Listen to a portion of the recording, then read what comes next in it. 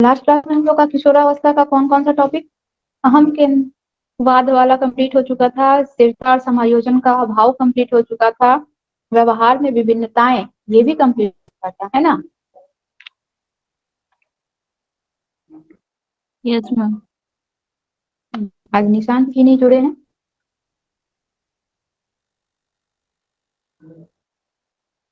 गिरेगा ना।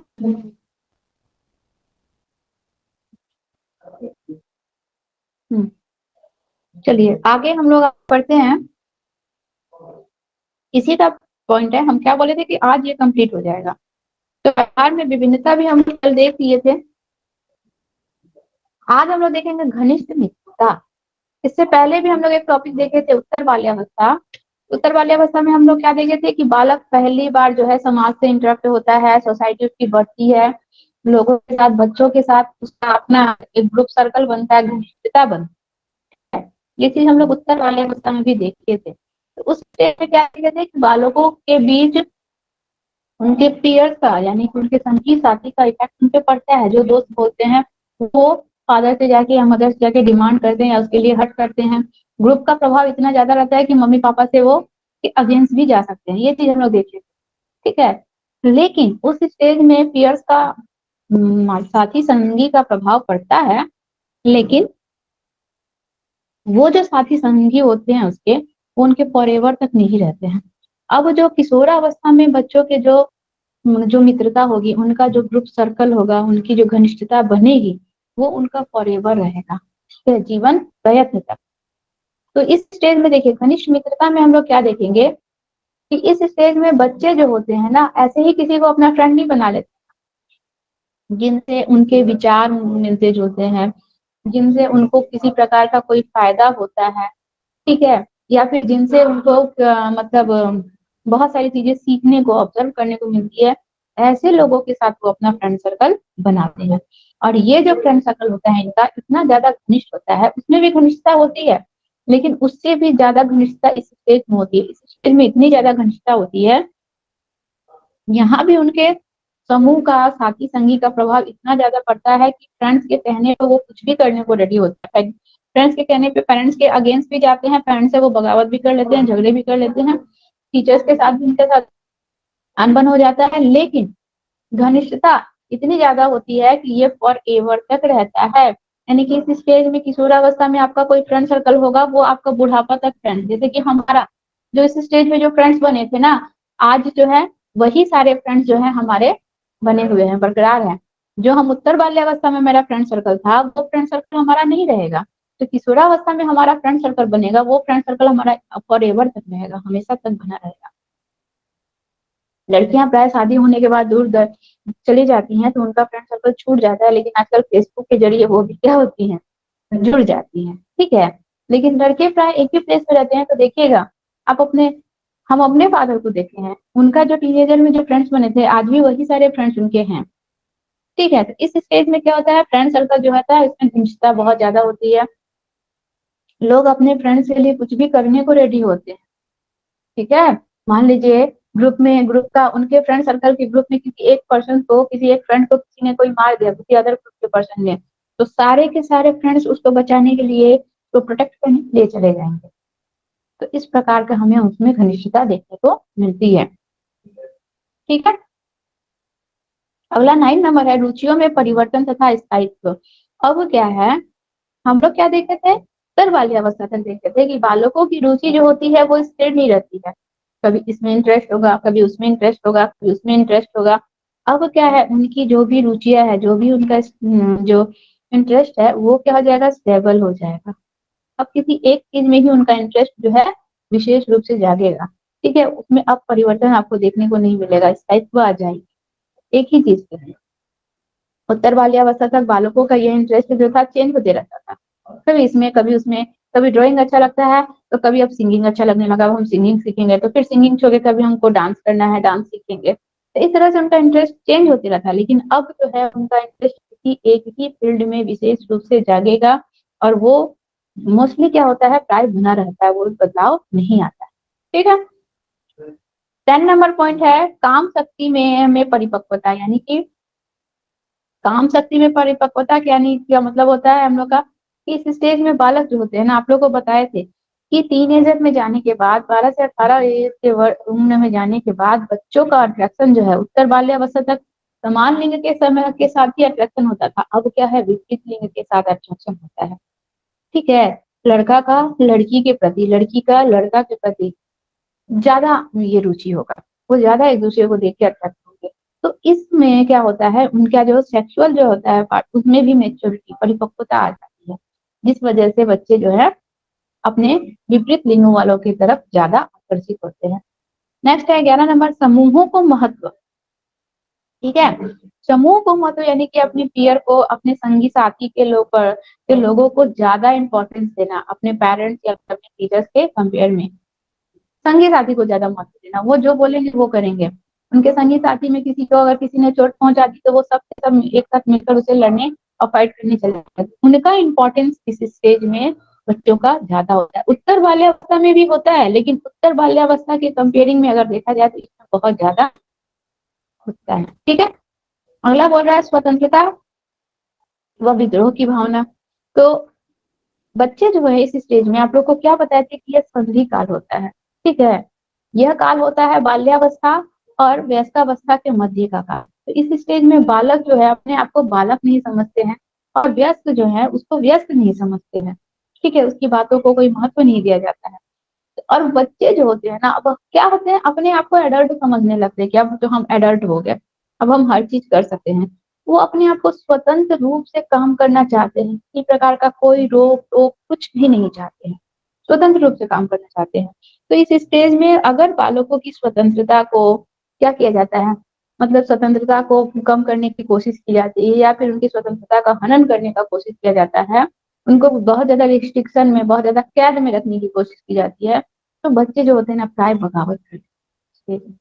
टीनेजर के स्टेज में बहुत ज्यादा रिस्ट्रिक्शन, तुमको इसके साथ नहीं जाना है, तुमको उसके साथ नहीं जाना है, तुमको 6 बजे घर में आ जाना है, तुमको ज्यादा बाहर के फ्रेंड सर्कल से किसी से बात नहीं करना है। इतना ज्यादा अगर रिस्ट्रिक्शन उनके ऊपर लगाएंगे तो वो माता पिता के अगेंस्ट चले जाएंगे। ठीक है, माता पिता से अच्छे से बात नहीं करेंगे, अच्छे से बिहेव नहीं करेंगे, उससे भी कुछ बुरा कदम भी वो उठा सकते हैं। तो इसीलिए क्या कहा जाता है कि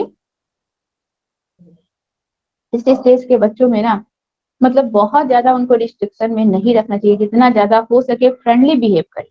जितना ज्यादा हम उनके साथ फ्रेंडली बिहेव करेंगे, वो अपने जितने भी इश्यूज है, जितने भी प्रॉब्लम्स है, वो आपसे शेयर करेंगे। क्योंकि क्या बताए थे कि इस स्टेज में बालकों में बहुत ज्यादा इश्यूज होते हैं, वो बहुत ज्यादा तनाव की स्थिति में रहते हैं, बहुत ज्यादा वो मतलब उनको नहीं समझ में आता है कि वो कैसे करियर को चूज करे। उनके बॉडी में जो इतना ज्यादा सेक्सुअल ये हम लोग का हार्मोनल चेंज होता है, उसमें उनको क्या करना चाहिए, बहुत ज्यादा बहुत कुछ, चाहे वो बॉयज है चाहे गर्ल्स हो। गर्ल्स का भी इस स्टेज में बहुत ज्यादा क्या होता है, हम लोग का चेंज हो जाता है, बॉडी फिजिकली बहुत ज्यादा चेंज हो जाता है। तो बॉयज लड़कियां भी इस स्टेज में क्या होती हैं, बहुत ज्यादा जो है मानसिक द्वंद में रहती है, मानसिक दुविधा में रहती है। तो इस द्वंद को और दुविधा को कम करने का सबसे पहला और सबसे आसान तरीका है कि पेरेंट्स को उनके साथ फ्रेंडली बिहेव करना होगा, ताकि बच्चे जो है अपनी बातों को खुलकर पेरेंट्स को बता सके। ठीक है, और अगर नहीं बताएंगे तो और अधिक ज्यादा समस्या में पड़े रहेंगे। आगे बोल देख दिया हुआ है हम लोग का टॉपिक है समाज सेवा की भावना। इस स्टेज में बच्चों में ना feeling of social service, social service की भावना भी बच्चों में बहुत ज्यादा होती है। ठीक है, देखिएगा प्राय बच्चे खुद से बहुत ही मतलब अनजान भी इंसान है तो भी वो हेल्प करने के लिए दौड़ पड़ते हैं। कोई बूढ़ा पर्सन है, बैग लेके, बहुत भारी बैग लेके रोड क्रॉस कर रहा है, कोई अगर टीनेजर का बच्चा है तो खुद बोलेगा कि लाइए दादाजी, चाहे लाइए अंकल, मैं आपका हेल्प करता हूँ। मतलब उनमें समाज सेवा की भावना खुद से अंदर से पनपती है और वो समाज सेवा करने के लिए खुद ही आगे की तरफ क्या करते हैं, बढ़ते हैं। किसी भी समाज सेवा के कार्य में वो खुद से अग्रसर होंगे, खुद से आगे बढ़ेंगे। ठीक है, नेक्स्ट पॉइंट है हम लोग का ईश्वर तथा धर्म में विश्वास। इस स्टेज में यह भी एक बहुत मोस्ट इम्पोर्टेंट टॉपिक है। इस स्टेज में बच्चे जब आते हैं ना तो उनका अपने आप धर्म में, भगवान में, ईश्वर में अपने आप उनका आस्था और विश्वास जो है बनने लगता है खुद ब खुद। ठीक है, तो किशोर तथा किशोरी जो होते हैं धार्मिक भावना का उदय होने लगता है और किशोर तथा किशोरी किसी न किसी रूप से ईश्वर की सत्ता को स्वीकारने लगते हैं। ईश्वर क्या है, भगवान की पूजा करनी चाहिए, ये सब जो भी चीजें हैं उनको अपने आप वो क्या करते हैं, एक्सेप्ट करने लगते हैं। मंदिर जाएँगे, मस्जिद जाएँगे, गुरुद्वारा जाएँगे, गिरजाघर जाएँगे, ये सब कार्यों में वो आगे रहते अग्रसर मतलब फ्रंट में रहेंगे, सामने रहेंगे, ठीक है? इन सब चीज़ों से वो कभी भी विरोध नहीं करेंगे। उनमें इस स्टेज में आस्था के प्रति भी भावना जो है, अपने आप ही उनमें ऐसा नहीं कि किसी के कहने पर, अपने आप ही आस्था की भावना जो है उनके मन में आती है और सभी धर्मों का आदर करने की भावना आती है। ऐसा नहीं कि केवल अपने धर्म का वो क्या करेंगे, सम्मान करेंगे। नहीं, चाहे वो हिंदू हो, चाहे मुस्लिम हो, चाहे सिख हो, चाहे ईसाई हो, हर धर्म का, किसी का क्रिटिसाइज़ नहीं करेंगे, किसी का कंपेयर नहीं करेंगे कि हमारा धर्म ऐसा है, उसका धर्म ऐसा है, कुछ नहीं। हर धर्म का वो क्या करेंगे, सम्मान करेंगे और धर्म के प्रति उनकी रुचि इस स्टेज में बढ़ जाती है, ऑटोमेटिक अपने आप ही बढ़ेगी। ठीक है? चलिए नेक्स्ट पॉइंट है वीर पूजा की भावना। इस पॉइंट को अच्छे से आप लोग समझिएगा, इससे क्वेश्चन आता है बहुत बार। वीर पूजा की भावना क्या होती है? Feeling of heroship. देखिए वीर पूजा की भावना होती है ना कि इस स्टेज में बच्चे जो होते हैं ना अपना कोई एक रोल मॉडल बना लेते हैं, ठीक है? मान लीजिए बच्चे मूवी देख रहे हैं, तो मूवी में कोई एक हीरो है जो उनको बहुत पसंद है, मतलब उसको वो एक आइडल पर्सन लग रहा है, उसका कैरेक्टर, उसका एक्टिंग, उसके बोलने का तरीका बच्चे को बहुत ज्यादा भाग गया, मतलब इतना ज्यादा भाग गया कि बच्चा उसका हर एक चीज का कॉपी करने लगा, ठीक है? इसको कहते हैं वीर पूजा की भावना, यानी कि उसको वो अपना आइडल पर्सन बना लेता है, उसको अपना वो क्या हो गया, यहाँ बैठेंगे, हाँ कोई कैमरा ऑन, आज तो निशान से जुड़े भी नहीं है, ये तो वो क्वेश्चन करते हैं। तो देखिए वीर पूजा की भावना को पहले समझिए इसमें है क्या। इसमें क्या होता है कि वीर पूजा की प्रवृत्ति बच्चों में इस स्टेज में आ जाती है, अपने आप आ जाएगी। कोई साहित्य पढ़ेंगे तो उसका कोई कैरेक्टर है, उसका कैरेक्टर उनको बहुत अच्छा लगा, तो उसको वो अपने कैरेक्टर में शामिल कर लेंगे। मूवी देख रहे हैं, मूवी का कोई हीरो उनको बहुत ज्यादा पसंद आ गया, उसके हर एक चीज को, उसका चाल ढाल रहन सहन, किसी को भी, टीचर्स को मान सकते हैं, मम्मी को मान सकते हैं, पेरेंट्स में किसी को भी मान सकते हैं, दादाजी को आइडल पर्सन बना लिए, ठीक है? किसी को भी मान सकते हैं। वास्तविक जीवन का नायक नायिका महापुरुषों जैसे कि नेताओं वीरों के आदर्श गुणों से वो बच्चे इतने ज्यादा प्रभावित हो जाते हैं, इतना ज्यादा उनके ऊपर, उनके कैरेक्टर के ऊपर इसका इतना ज्यादा इफेक्ट पड़ता है कि हर चीज हूबहू के अनुसार वो करना चाहते हैं, हूबहू ढल जाना चाहते हैं उसमें, ठीक है?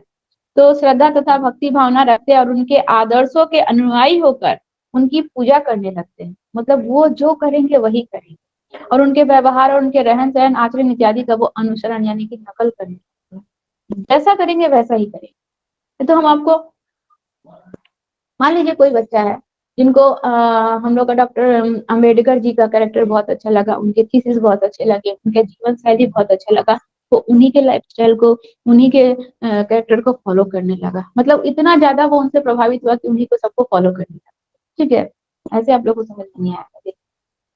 आमिर खान की एक मूवी निकली थी तेरे नाम, देखी थी? तेरे नाम बीच मांग करके कैसे वो ऐसे करके बाल करके झाड़ कर वो उस मूवी में, मतलब वो मूवी में सॉरी सलमान खान, आमिर खान नहीं सलमान खान, उस मूवी में सलमान खान का जो हेयर स्टाइल था, इतना ज्यादा वो हेयर स्टाइल टीनेजर के बीच में, इतना ज्यादा वो हेयर स्टाइल फेमस हुआ, या टीनेजर जो है इतना ज्यादा मतलब सलमान खान के कैरेक्टर से इतना ज्यादा प्रभावित है कि उसको वो अपने कैरेक्टर में शामिल कर लिए। मोस्टली आप देखिएगा बहुत से ऐसे टीनेजर के बच्चे जो है बीच मांग करके और उसी की स्टाइल में चलते थे, उसी की स्टाइल में बोलेंगे, तो यही है वीर पूजा की भावना, यानी कि किसी को, किसी के कैरेक्टर को इतना ज्यादा पसंद करना, किसी के स्वभाव को इतना ज्यादा पसंद करना कि उसका हूबहू हर एक चीज कॉपी करके अपने कैरेक्टर में उतार लेना और वैसे ही, ठीक है? ये चीज ज्यादा ध्यान में, अब अब्दुल कलाम का देंगे चाहे भीमराव अम्बेडकर का देंगे तो वो चीज ज्यादा ध्यान में नहीं रहेगा, लेकिन अब जैसे कि डीडीएलजी एक मूवी निकला था, उस समय काजोल का जो ड्रेस था वो लोगों को इतना पसंद आया कि लोग उसी की तरह एक्ट करना, उसी की तरह हेयर स्टाइल, उसी की तरह ड्रेसअप, हर एक चीज को वो लड़कियां जो है, टीनेजर की लड़कियां जो है वो अपना ली और हर एक चीज उसी की तरह वो फॉलो कर। तो ये होता है वीर पूजा की भावना, मतलब चाहे वो मूवी से ही उनको इफेक्ट पड़े, चाहे साहित्य से, चाहे संगीत में कोई है बहुत ज्यादा अच्छा सिंगर है उसके कैरेक्टर से, किसी ना किसी से, जरूरी नहीं है कोई क्रिकेटर से, कोई सचिन तेंदुलकर के कैरेक्टर से बहुत ज्यादा प्रभावित हो रहा है, सचिन तेंदुलकर के हर एक चीज गुणों को अपने अपने कैरेक्टर में शामिल करने की कोशिश कर रहा है, ये भी हो सकता है, ठीक है? तो कोई भी, चाहे वो खेल के क्षेत्र में हो, चाहे फ़िल्म के क्षेत्र में हो, चाहे साहित्य के क्षेत्र में हो, चाहे टीचिंग लाइन में हो, कोई-कोई अपने टीचर से बहुत ज़्यादा प्रभावित हो जाता है और टीचर के सारे कैरेक्टर्स को सोचता है कि हम भी बनेंगे तो इन्हीं के जैसा बनेंगे, इनके जैसे ही टीचर बनेंगे, ये बहुत अच्छी है, चाहे जो भी है, तो उन्हीं के कैरेक्टर्स को अपनाने लगता है। इसको कहते हैं हम लोग वीर पूजा की भावना। ठीक है? आप लोगों को क्लियर हुआ पूजा जी, गायत्री जी? Yes ma'am. अगला है स्वाभिमान की भावना, फीलिंग ऑफ सेल्फ रिस्पेक्ट। इस स्टेज में बच्चों में स्वाभिमान की भावना आ जाती है। आप उनको उनका सेल्फ रिस्पेक्ट का भावना आ जाएगा। आप उनको हर्ट करेंगे या फिर कुछ ऐसे शब्द बोलेंगे जिससे वो हर्ट हो जाते हैं, तो उनको इस बात का बहुत दुःख लगता है। इस स्टेज में छोटे-छोटे बातों को मैम बालकों पर बहुत ज़्यादा। हाँ, बोलिए गायत्री जी।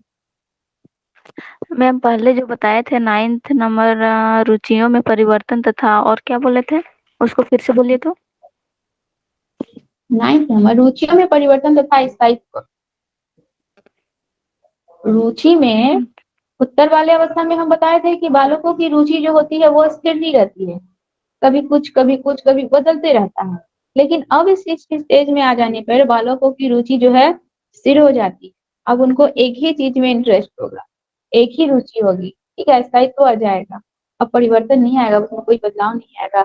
अब उनका क्रिकेट में रुचि है, रुझान है, तो वो क्रिकेट को ही अपना करियर मान के उसी फील्ड में आगे की तरफ जाएँगे, ठीक है? उनको मान लीजिए आर्ट्स पढ़ना है, आर्ट्स में उनकी रुचि है, तो आर्ट्स ही पढ़ेंगे, ठीक है? किसी को मॉडल बनना है या फिर किसी को फ़िल्म लाइन में जाना है, तो वो अब उनका रुचि में कोई बदलाव नहीं आएगा। अब ये नहीं बोलेंगे कि नहीं अब हम हीरो नहीं बनेंगे, अब हम ये बनेंगे, डॉक्टर बनेंगे। फिर थोड़ी बाद नहीं डॉक्टर नहीं बनेंगे, अब हम इंजीनियर बनेंगे। नहीं, अब एक फिर उनकी रुचि हो जाती है और उसमें अब बदलाव देखने को नहीं मिलेगा। ठीक है? ऐसा नहीं है कि नहीं मिलेगा, कुछ-कुछ होते हैं ऐसे भी जिनका सही डिसीज़न नहीं होता है तो चेंज होता है, लेकिन प्राय देखा जाता है कि रुचियों में अब स्थिरता आ जाती है। स्वाभिमान की भावना आ गई, तो इस स्टेज में बालकों में सेल्फ रिस्पेक्ट की भावना बहुत ज़्यादा होती है। उनके स्वाभिमान को किसी प्रकार से कोई ठेस ना पहुँचे, गलत शब्दों का प्रयोग ना करे, उनके साथ कोई गलत बिहेव ना करे। इन सब चीज़ों का उन पे बहुत ज़्यादा इस स्टेज में इफ़ेक्ट पड़ता है। देखिएगा, बालकों को टीनेजर के बालकों को छोटी-छोटी बातों का दुःख लगता है, ठीक है? कि हमको ऐसे बोल दिया गया। मान लीजिए वहाँ फैमिली में कुछ डिस्कस हो रहा है और बच्चा उसमें अपना भी कुछ राय देना चाहा, पापा डाँट दिए। तुम ही बड़ा हो गया है, तुम ही सारा सजेशन देगा, तुम ही सब कुछ सजेस्ट करेगा। अब उसको इस बात का दुःख लग गया, ठीक है? तो बालकों को क्या होता है सबके सामने हमको डाँट दिए, हमारा कोई रिस्पेक्ट नहीं है क्या? हम बच्चे हैं क्या? तो बालकों को क्या होता है इस स्टेज में सेल्फ रिस्पेक्ट की भावना भी बहुत ज़्यादा बढ़ जाती है। अब वो किसी 4 लोगों के सामने अपने आप को अपमानित होना पसंद नहीं करेगा, ठीक है? उनमें मैच्योरिटी आ जाती है, तो अपमानित होना वो पसंद नहीं करता है। अगला पॉइंट है हम लोग का अपराध प्रवृत्ति का विकास, यानी कि डेवलपमेंट ऑफ डेलिक्वेंसी, यानी कि अपराध प्रवृत्ति की तरफ स्टेज में बालक बढ़ते हैं। ठीक है, देखिए अपराध जरूरी नहीं है कि हर बच्चे जो है अपराध प्रवृत्ति की तरफ बढ़ेंगे, लेकिन कुछ बच्चों की का परिवेश या फिर उनका फ्रेंड सर्कल ऐसा होता है जिसकी वजह से बच्चे जो है इस स्टेज की तरफ बढ़ जाते हैं। जैसे कि मान लीजिए टीनेजर का बच्चा है, पढ़ने में बहुत तेज है, ठीक है, बहुत तेज है, बहुत ब्रिलियंट है, लेकिन उसका साथी संगी जो है, उसका जो ग्रुप सर्कल है, उसको ग्रुप सर्कल सही नहीं मिला और ग्रुप सर्कल को ज़्यादा इम्पोर्टेंस देते हैं। उस ग्रुप सर्कल के संग रह कर बच्चा जो है गलत नशीले पदार्थों का सेवन करना सीख गया, गलत आदतों को सीख गया। अब वो अपने ग्रुप के साथ स्मोक करता है या फिर ड्रिंक करता है। इस स्टेज में ये सब आदतें बच्चों को लगने के चांसेस बहुत ज़्यादा रहते हैं, क्योंकि ये बहुत ज़्यादा ऐसा स्टेज है ना, नाजुक स्टेज है, जहाँ पे बच्चे तुरंत अगर सही उनको गाइडलाइन दिया जाए, तो बच्चे सीधे ट्रैक पे चलेंगे और सही गाइडलाइन नहीं मिला, थोड़ा भी पेरेंट्स के साथ ढीलापन हुआ, तो सीधे गलत ट्रैक पे घूम जाए, ठीक है? तो क्या होगा? एक तो इफ़ेक्ट क्या पड़ेगा, अगर मान लीजिए उसका फ्रेंड सर्कल सही नहीं है, उनका माहौल सही नहीं है, तो बच्चा भी क्या होगा? उसी माहौल को अपनाएगा, उन्हीं की आदतों को अपनाएगा, क्योंकि वो ग्रुप को ज़्यादा इम्पोर्टेंस देता है। दूसरा बिगड़ने का कारण ये भी हो सकता है कि मान लीजिए घर में बहुत ज़्यादा कलह, माता-पिता आपस में ही झगड़ते रहते हैं, बच्चे के ऊपर कोई ज़्यादा इम्पोर्टेंस नहीं देते हैं, उसकी रिक्वायरमेंट को पूरा नहीं करते हैं, ठीक है, उसके फीलिंग्स को नहीं समझते, उस स्टेज में भी बच्चा क्या हो सकता है, गलत राह पकड़ सकता है। ठीक है, कई और भी हम लोग के बहुत सारे और भी रीजन हो सकते हैं। तो ये सारे रीजन है जो अपराध प्रवृत्ति के विकास के कारण बन सकते हैं। बच्चों के अपराध प्रवृत्ति का कारण बन सकने के लिए ये सारे बहुत सारे कारण, माता पिता का गृह कलह हो गया, या फिर ग्रुप का मतलब अच्छा ग्रुप सर्कल ना होना, या फिर सोसाइटी भी बहुत बहुत ज्यादा रोल निभाती है। तो सोसाइटी में भी बहुत ऐसे स्टूडेंट्स पर्सन होते हैं जो स्टूडेंट्स को, ऐसे टीनेजर बच्चों को भड़काते हैं, तो उनकी वजह से वो गलत राह पर जा सकते हैं। ठीक है, तो ये सारी भावनाएं भी बालकों में इस स्टेज में आती है। 18 नंबर है व्यवसाय की चिंता। ठीक है, इस स्टेज में बच्चों में व्यवसाय की चिंता बहुत ज्यादा होती है। उनको अपना करियर का बहुत ज्यादा टेंशन होता है कि हम क्या चूज करें कि इससे हमारा भविष्य बनेगा, हमारा करियर बनेगा, हम अपने फैमिली को क्या कर सकते हैं, रन कर सकते हैं, अच्छा उसको अपने फैमिली के लिए अच्छा इनकम का सोर्स हम कर सकते हैं। मतलब उनको अपने व्यवसाय, अपने करियर की चिंता बहुत ज्यादा होती है। हम साइंस ग्रुप लें, हम आर्ट्स ग्रुप लें, हम मैथ्स लें, ठीक है, या फिर हम बिजनेस करें, या फिर हम जॉब में जाएं। मतलब इन तरह की चिंता जो है ना बालकों को इस स्टेज में बहुत ज्यादा होती है। तो अपने व्यवसाय से रिलेटेड चिंताएं बालकों को इस स्टेज में हमें देखने को मिलती हैं। ठीक है, अगला and most important, very very important है कि पहचान संबंधी संकट। इस स्टेज में बालकों में पहचान संबंधी संकट होता है। पहचान संबंधी संकट का मतलब क्या बताए थे, बाल्यावस्था और व्यस्तावस्था के मध्य का स्टेज। ठीक है, तो पेरेंट्स तो उसको बच्चे समझ रहे हैं, लेकिन वो अपने आप को एडल्ट समझ रहा है। अब समाज में, सोसाइटी में अपनी अलग तरह से वो कैसे पहचान बनाए कि हम भी अब एडल्ट हैं, हमको भी हर चीज का नॉलेज है, हम भी किसी मामले में अपना विचार दे सकते हैं, अपना पहचान बनाने की समस्या। ठीक है, अब वो जो है ना अपना खुद का एक पहचान बनाना चाहते हैं कि वो स्टूडेंट है, वो पढ़ने में बहुत तेज है।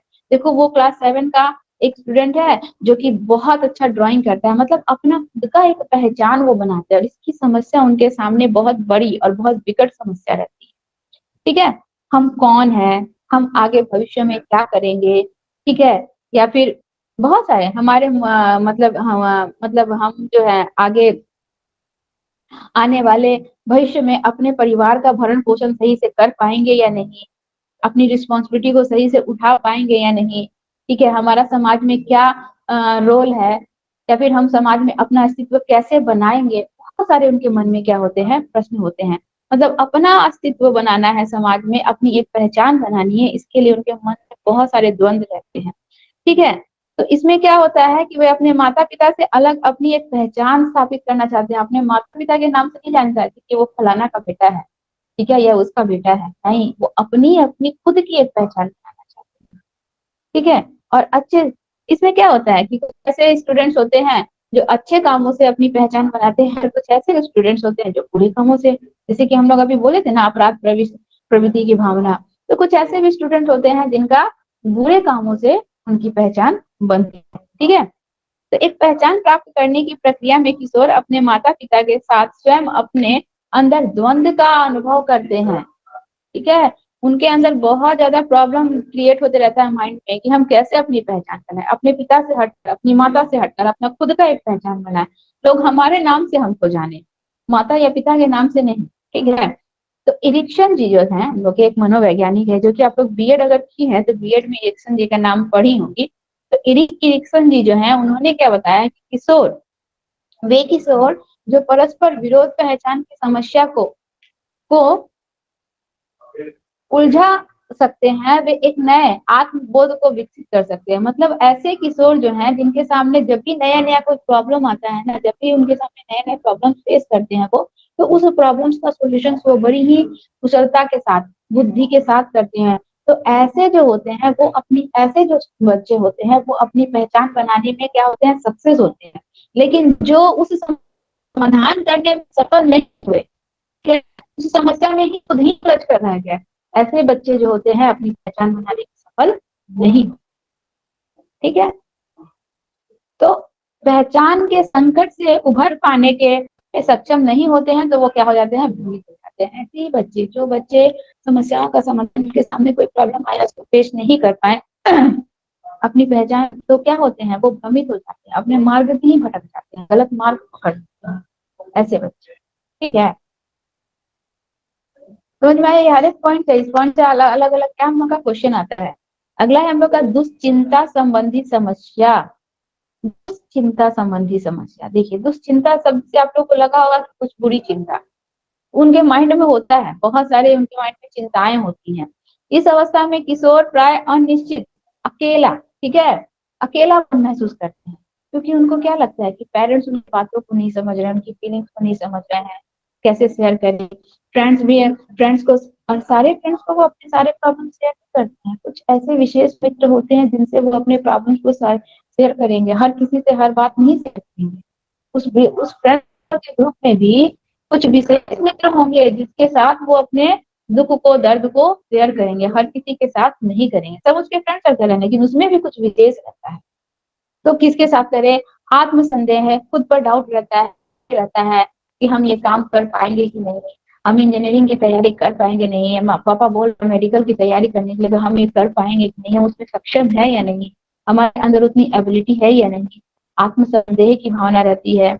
स्वयं के भविष्य के प्रति दुश्चिंता रहती है कि हम अपना भविष्य कैसे बनाएंगे, आगे आने वाले जीवन में हम अच्छा काम पा सकेंगे या नहीं, अच्छा इनकम कर सकेंगे या नहीं।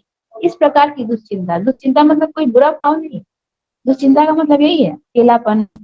किस टेंशन में रहेंगे तो अकेले बैठ जाएंगे, हमें संदेह, अपने ऊपर संदेह होगा, अपने ऊपर डाउट होगा कि हम ये काम कर पाएंगे कि नहीं, अपने भविष्य की चिंता होगी। तो इस प्रकार की दुश्चिंता की भावना बालकों में हमें देखने को मिलती है। ठीक है, क्लियर हुआ?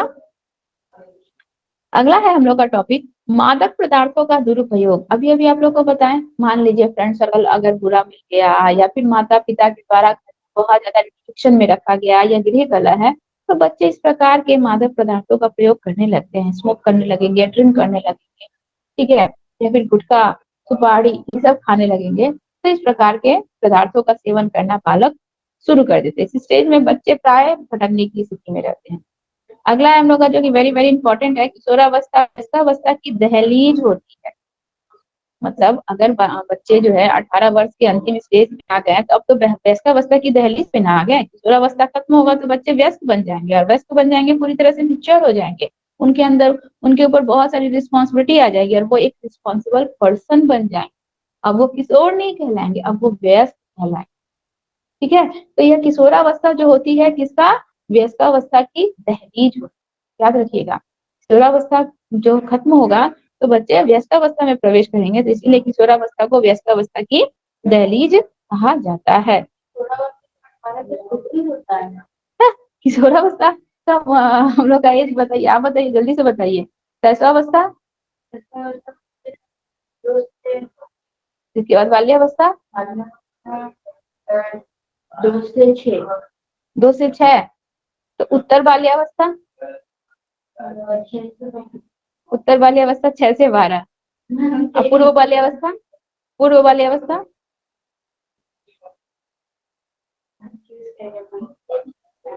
किशोरावस्था 12 से 18, शैशवावस्था 0 से 2, ठीक है।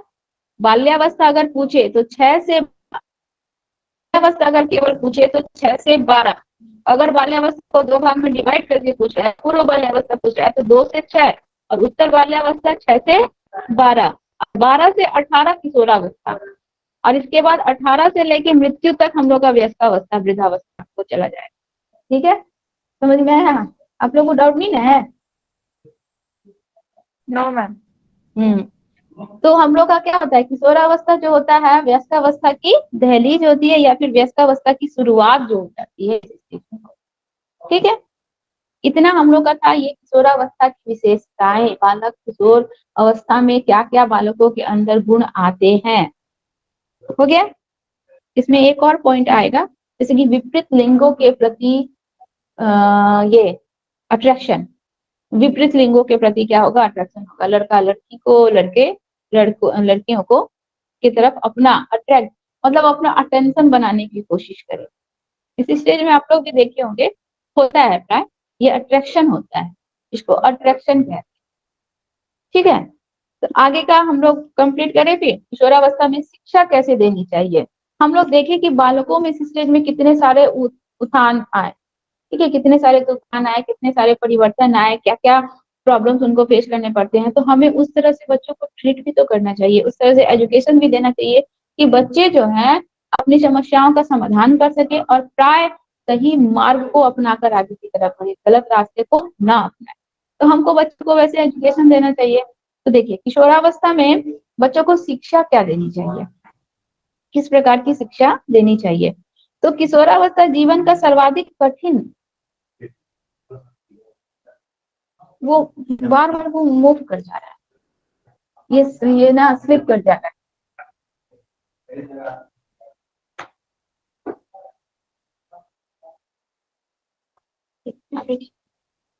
फिर वो थोड़ी देर बाद फिर वो मूव कर जाए।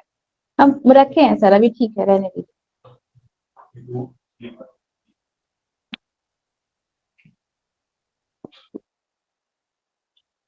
तो चलिए किशोरावस्था में बच्चों बच्चों को शिक्षा कैसे देनी चाहिए। सबसे सर्वाधिक महत्वपूर्ण स्टेज होता है, इस स्टेज में बच्चे अपना करियर बनाएंगे, बच्चे अपने अस्तित्व की पहचान करते हैं, ठीक है। बच्चों में क्या होता है, एक और हम बताए थे कि इस स्टेज को हम लोग परिकल्पनात्मक निगमनात्मक तर्क हाइपोथेटिकल डिडक्टिव रीजनिंग कहते हैं। क्यों कहते हैं पता है ना, क्या रीजन था क्यों इसको हाइपोथेटिकल डिडक्टिव रीजनिंग कहते हैं। तो इस स्टेज में बहुत सारे क्वालिटी बच्चों में आ जाती है, बहुत सारे गुण आ जाते हैं। तो क्या होता है, ये बहुत ही हम लोग का महत्वपूर्ण और नाजुक समय भी होता है। इस स्टेज में बच्चों के बिगड़ने की संभावना बहुत ज्यादा होती है, ठीक है, माता पिता के डांटने पे। आप देखिएगा प्राय किशोरावस्था में बच्चों को आप देखिएगा कि टेंथ का रिजल्ट, टेंथ में पढ़ने वाले बच्चे क्या है, किशोरी तो है सारे के सारे। तो टेंथ का रिजल्ट हो गया, हम लोग का बोकारो का केस है। पेरेंट्स का बहुत ज्यादा भय था, बच्चे के अंदर डर था कि रिजल्ट अच्छा नहीं हुआ तो पीटेंगे। रिजल्ट के 2 दिन पहले वो बच्चा सुसाइड कर लिया, फांसी लगा लिया। इस स्टेज में बच्चे ऐसे गलत कदम उठाने के सिचुएशन में रहते हैं। इसीलिए ज्यादा बच्चों पर प्रेशर नहीं बनाना चाहिए और प्यार से हो सके जितना उतना समझाना चाहिए, ठीक है। मतलब उसको डर था कि मेरा रिजल्ट अच्छा नहीं होगा, हम फेल हो जाएंगे, और रिजल्ट के 2 दिन पहले वो सुसाइड कर लिया, फांसी लगा लिया, और रिजल्ट आया तो वो पास हो गया बच्चा, लेकिन चला गया ना। और प्राय देखेंगे कि मतलब पापा के डर से या पेरेंट्स के डर से कि ऐसा काम कर दिए आप, पापा डांटेंगे, बच्चे घर छोड़ के चले जाते हैं, ठीक है।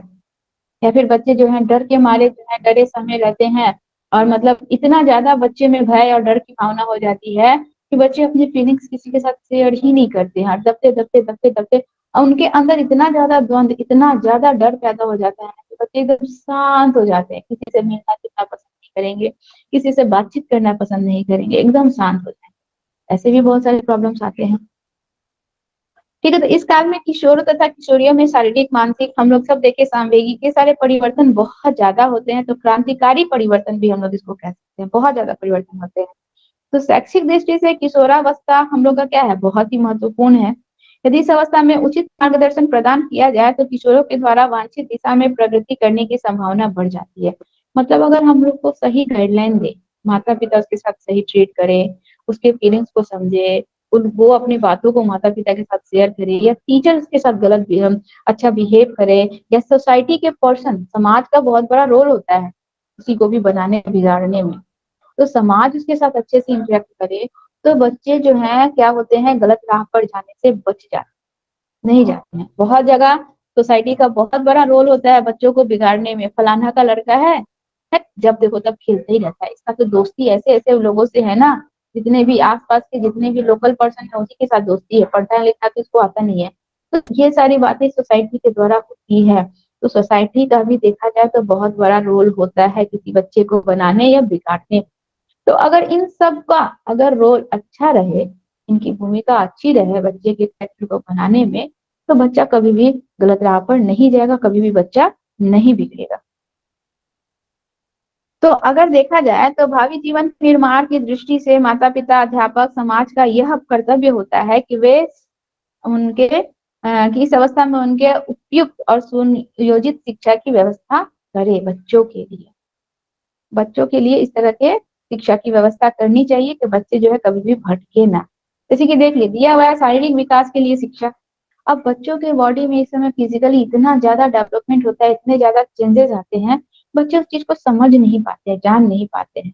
तो उसके लिए बच्चों को भी एजुकेशन देना चाहिए। आजकल पहले की शिक्षा क्या थी कि बहुत कुछ ऐसे था ना कि ये चीजें जो है उन लड़कों के सामने कैसे डिस्कस करें, नहीं बताना चाहिए। टीनेजर के बच्चे हैं, नहीं बता सकते हैं, या फिर गर्ल्स एंड बॉयज साथ में बैठे हैं। लेकिन आजकल देखिएगा, जो भी हम लोग को साइंस पढ़ते हैं, चाहे जो कुछ भी पढ़ते हैं, उसमें सारे बॉडी पार्ट्स के विषय में अच्छे से डिस्क्राइब किया जाता है। उस स्टेज में क्या चेंजेस आएंगे, इसका क्या फंक्शन है, उसका क्या फंक्शन है, हर एक चीज के विषय में डिस्कस किया जाता है और प्रॉपर नॉलेज दिया जाता है बच्चों को। ठीक है। तो उस पहले की तरह अब उतना ज्यादा बच्चों में इस प्रकार का द्वंद नहीं रहता है कि मेरे अंदर ये क्या चेंजेस आ रहे हैं या ऐसे क्यों चेंजेस आ रहे हैं। चाहे लड़कियों में भी जो टीनेजर में बहुत ज्यादा चेंजेस आते हैं, लड़कियां पहले क्या होती थी, बहुत ज्यादा परेशान रहती थी कि क्या हो गया, कैसे हो गया मेरे साथ ऐसा। लेकिन अब क्या है, उसका एजुकेशन उनको दिया जाता है, उसकी शिक्षा दी जाती है, उसका नॉलेज उनको पहले से है। अब उनके मन में इस प्रकार का बहुत सारा डाउट नहीं रहता है। तो शारीरिक शिक्षा देना बहुत इंपॉर्टेंट है। ठीक है।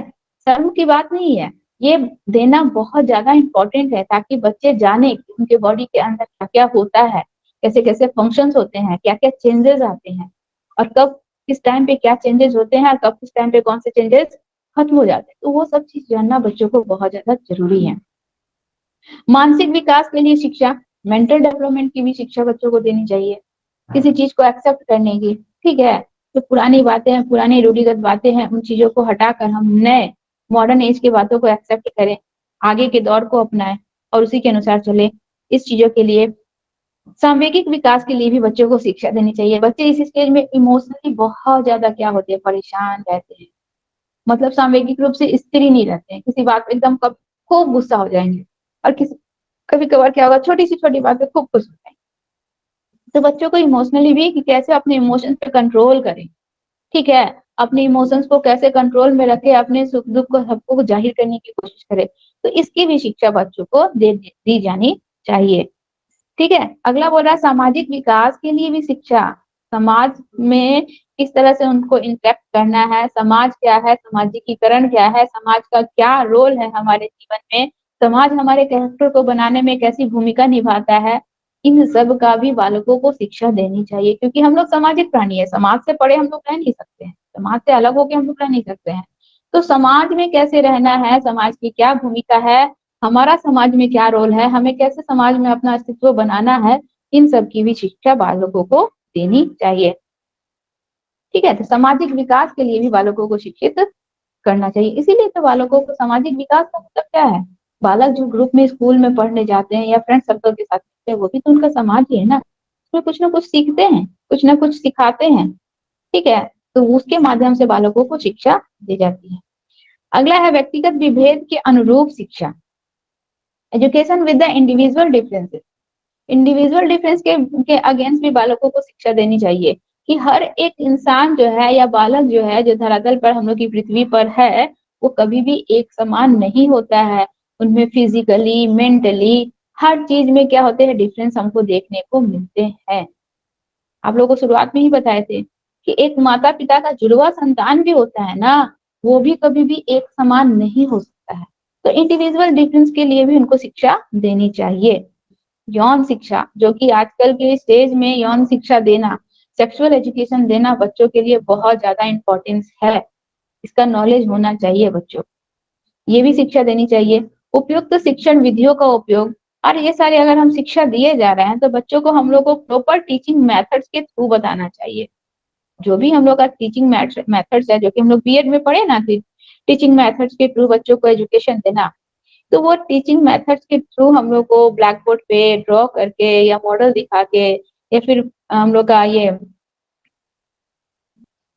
क्या कहते हैं उसको, जो पिक्चर्स दिखाए जाते हैं स्लाइड कर करके, स्मार्ट बोर्ड के थ्रू, इन सब के थ्रू बच्चों को, टीचिंग एड्स के थ्रू बच्चों को एजुकेशन देना जरूरी है। क्योंकि जो चीजें बच्चे वर्बली सुनते हैं ना, उस चीज को एक बार सुनेंगे, कुछ टाइम तक माइंड में रहेगा, इसकी बात तो निकल जाएगा।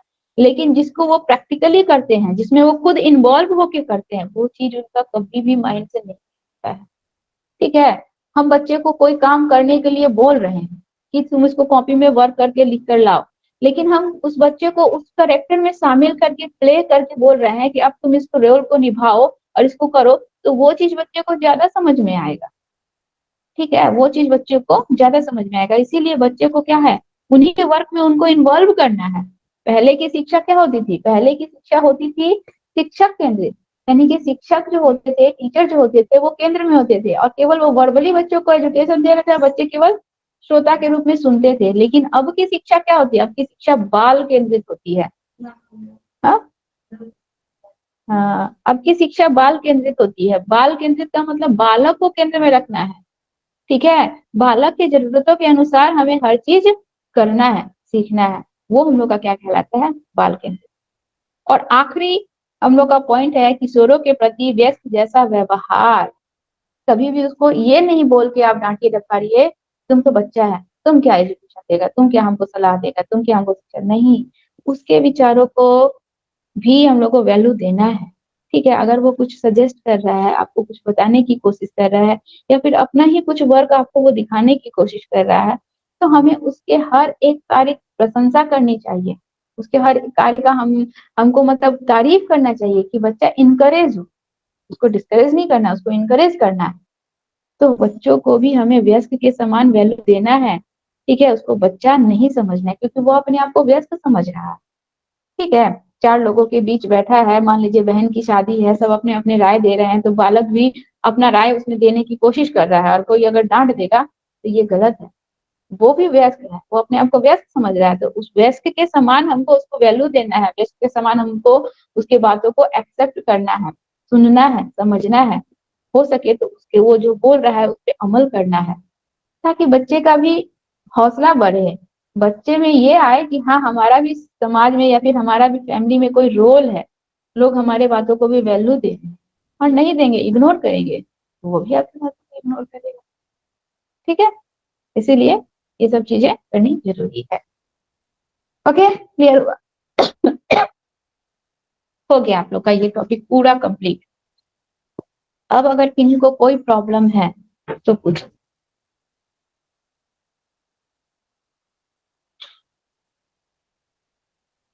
किन्हीं को कोई प्रॉब्लम है तो पूछिए। पूजा जी, गायत्री जी। मैम, किशोरों के प्रति व्यवहार के पहले क्या बोले थे? आपको केवल पॉइंट नोट करनी है क्या? हाँ, नहीं, पॉइंट नोट नोट नहीं कर रहे हैं मैम, जैसे हाँ। उसके बारे में। अच्छा, उसके विषय में हम बता दें किशोरों क्या है पॉइंट ये आपका? पता नहीं, अभी आप पॉइंट बोली वही ना, तो हम याद नहीं। बोले तो पॉइंट बताएंगे तब तो। शिक्षा में हम लोग पढ़े थे। हम्म, अभी अभी जो लास्ट हाँ, पॉइंट शायद बोले, वही। किशोरों के उससे प्रति पहले जो बोले थे। उपयुक्त शिक्षण विधियों का उपयोग। शिक्षण विधि यानी कि टीचिंग मेथड्स के थ्रू हम लोग को एजुकेशन देना चाहिए, केवल वर्बली नहीं। टीचिंग मेथड्स के थ्रू हम लोग बीएड कर रहे हैं, तो बीएड के दौरान हम लोग को बताया जाता है कि डस्टर का यूज कीजिए, चॉक का यूज कीजिए, ब्लैक बोर्ड का यूज कीजिए। ये सब टीचिंग मेथड्स नहीं, सब चले गए क्या? हम ही लोग दोनों जाने। तो जितने भी टीचिंग मेथड्स है, उस टीचिंग मेथड्स के थ्रू ही हमें बच्चों को पढ़ाना है, क्योंकि वो ज्यादा इफेक्टिबल होता है। हम लोग बच्चे को किसी टॉपिक पे, मान लीजिए बच्चे को आप साइंस पढ़ा रही है, हर्ट के विषय में पढ़ा रही है, आप हर्ट तो निकाल के किसी को दिखाएंगे नहीं कि कैसे ये हम लोग का धड़कता है, चाहे कैसे पंपिंग करता है। तो क्या करेंगे, वहां पे हम ब्लैक बोर्ड पे ड्रॉ ड्रॉ करके बताएंगे, उसके सारे पार्ट्स का नाम दे के लिख के बताएंगे। ठीक है, जितना ज्यादा पॉसिबल हो सके बच्चों को हम प्रैक्टिकली बताने की कोशिश करेंगे, टीचिंग मेथड्स के थ्रू बताने की कोशिश करेंगे, ऐसे नहीं। ठीक है, यहाँ पे वही बोल रहा है कि उपयुक्त शिक्षण विधियों का उपयोग, शिक्षण विधियां जो है उन सारी शिक्षण विधियों का उपयोग करके हम बच्चों को शिक्षा देने की का कोशिश करेंगे। छोटे बच्चे क्या होते हैं, छोटे बच्चे किसी चीज को ना केवल वर्बली सुन के नहीं इंटरेस्ट लेंगे उसको जानने में।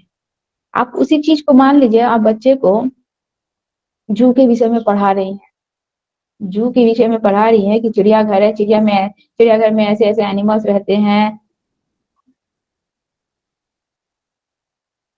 ये सारे रहते हैं, वो चीज़ आप उसको वर्बली बुक में पढ़ा रही हैं, किताब खोल के देख के पढ़ा रही हैं, वो चीज़ बच्चे ज़्यादा ऑब्ज़र्व नहीं करेंगे। अगर पॉसिबल हो सके, तो बच्चे को ज़ू ले जाइए, वहाँ पे विज़िट कराइए, उनको घुमाइए-फिराइए, उनको एनवायरनमेंट से इंटरेक्ट करवाइए, एनिमल से इंटरेक्ट करवाइए, तब बच्चे उस चीज़ को ज़्यादा मतलब डीपली उसको समझेंगे और जानेंगे कि ज़ू क्या है, एनिमल्स कैसे-कैसे होते हैं, किस एनिमल के कैसा बॉडी पैटर्न होता है, कैसे साउंड्स निकालते हैं, कौन एनिमल क्या खाता है, कौन हम लोग का हर्बीवोरस है, कौन हम लोग का कार्निवोरस है, वो सभी चीज़ें वो लोग तब जानेंगे। ज़्यादा उसको डीपली वो लोग तब समझेंगे। ठीक है? गाय घास खाती है, शेर मांस खाता है।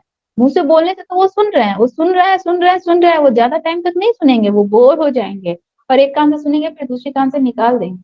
लेकिन वही चीज़ उसको प्रैक्टिकली उनको इन्वॉल्व होके उसमें करवाइए, वो चीज़ों को ज़्यादा अच्छे से गौर से जानेंगे, समझेंगे। ठीक है, क्लियर हुआ? Yes ma'am. और कुछ?